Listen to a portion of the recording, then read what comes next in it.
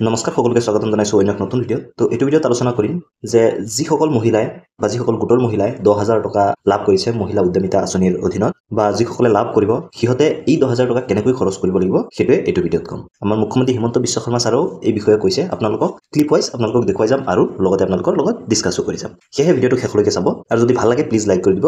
এনেকুৱা চৰকাৰী আঁচনিৰ আপডেটসমূহ পাই থাকিবৰ কাৰণে এই চেনেলটো প্লিজ ছাবস্ক্ৰাইব কৰিব।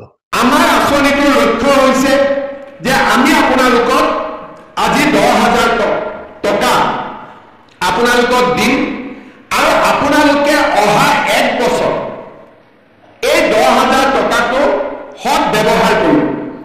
কোনোবাই শালত দিব, কোনোবাই গিৰিয়েক বা স্বামীৰ ব্যৱসায় আছে তাতে 10,000 টকাটো দিব, কোনো আপত্তি নাই। বেয়া কামত খৰচ কৰিব নালাগে, ভাল কামত খৰচ কৰাত কোনো আপত্তি নাই। ঘৰত যদি মোৰ বাগিচা আছে, ক্ষুদ্ৰ চাহ খেতি আছে, তাতো লগাই দিয়ক, কোনো অসুবিধা নাই। শালত কৰক, মুৰ্গী কৰক, কণী কৰক, ব্যৱসায় কৰক। তো আমাৰ CM কোৱাৰ দৰে আপোনালোকে এই টকা উৎপাদনমুখী কামত ব্যৱহাৰ কৰিব পাৰে। আপোনালোকে যদি কিবা বিজনেছ প্লেন আছিলে আপোনালোকৰ সেইটোতো লগাব পাৰে, বা আপোনালোকৰ যদি স্বামীৰ কিবা বিজনেছ আছে উৎপাদনমুখী তেনে ক্ষেত্ৰতো আপোনালোকে লগাব পাৰে। কিন্তু এই 10,000 টকা আপোনালোকে এনেই খৰচ নকৰিব। আপোনালোকে এই 10,000 টকাৰ পৰা যেন কিবা এটা লাভ পায়, তো তেনেকুৱা কামতহে আপোনালোকে এই 10,000 টকা ব্যৱহাৰ কৰিব। যিসকল আই মাতৃয়ে এই টকাটো সৎ ব্যৱহাৰ কৰিব, অহা বছৰ তেওঁলোকক আমি 25,000 টকাকৈ তেওঁলোকক আমি আগবঢ়াম। আপোনালোকে যদি এই 10,000 টকা ভাল উৎপাদনমুখী কামত ব্যৱহাৰ কৰে আৰু আপোনালোকৰ যদি সেই উৎপাদনটো দেখুৱায় তেনে ক্ষেত্ৰত আপোনালোকে দ্বিতীয় কিস্তিত পাব 25,000 টকা।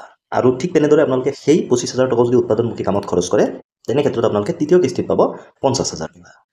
এই 25,000 টকাৰ 12,500 মই বেংকৰ পৰা আনি দিম, 12,500 চৰকাৰৰ পৰা দিম।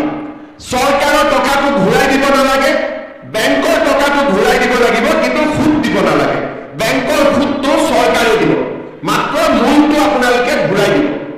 আৰু যিসকলে সুন্দৰভাৱে এই 25,000 টকাৰ সৎ ব্যৱহাৰ কৰিব তেওঁলোকক তৃতীয় বছৰটোত আমি 50,000 টকা কৰি আমি আগবঢ়াম। যদি আপোনালোকে এই 10,000 টকা ভাল কামত ব্যৱহাৰ কৰে, অহা বছৰত যি 25,000 টকা দিব তাৰে 12,500 চৰকাৰৰ ফালৰ পৰা আপোনালোকক দিয়া হ'ব আৰু 12,500 আপোনালোকে বেংকৰ পৰা পাব, আৰু সেই 12,500 টকা আপোনালোকে ঘূৰাই দিব লাগিব।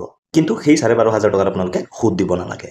ঠিক এনেদৰে আপোনালোকে যদি সেই দ্বিতীয় বৰ্ষৰ পইচাটো যদি সৎ কামত ব্যৱহাৰ কৰে আৰু উৎপাদনমুখী কামত ব্যৱহাৰ কৰে তেনে ক্ষেত্ৰত কিন্তু আপোনালোকক 50,000 টকা চৰকাৰৰ ফালৰ পৰা দিব। হাঁহে যেনেকে কণী পাৰে, এই 10,000 টকাই দুবাৰ কণী পাৰিব। এবাৰ 25,000 কণী পাৰিব, এবাৰ 50,000 টকাৰ কণী পাৰিব। কণী পাৰিব লাগে নে নাই? লাগে। যদি কণী পাৰিব লাগে, আমাৰ হাঁহটো অলপ খাদ্য বস্তু খুৱাব লাগিব, আৰু তাৰ অৰ্থটোৱে হ'ল যে এই টকাটো আপোনালোকে সৎ ব্যৱহাৰ কৰিব লাগিব।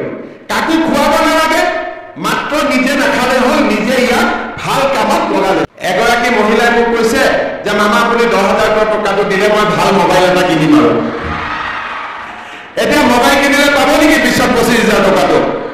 পাব নেকি? একদম বুজি পাইছে। ইয়াৰ উপৰিও আমাৰ মুখ্যমন্ত্ৰী হিমন্ত বিশ্ব শৰ্মা ছাৰে আপোনালোকক এই টকাৰ সৎ ব্যৱহাৰ কৰিব কৈছে, যাতে আপোনালোকে এই পইচাৰে বেলেগ কিবা ভুল কাম নকৰে বা আপোনালোকে ইয়াৰ অপব্যৱহাৰ নকৰে। যদি আপোনালোকে এইটো কৰে তেনে ক্ষেত্ৰত কিন্তু আপোনালোকে পৰৱৰ্তী পৰ্যায়ৰ যি লাভালাভ আছে সেইসমূহ নাপাব। এনেকুৱা চৰকাৰী আঁচনিসমূহৰ আপডেট পাই থাকিবলৈ এই চেনেলটো ছাবস্ক্ৰাইব কৰিব। ধন্যবাদ। জয় দেশ।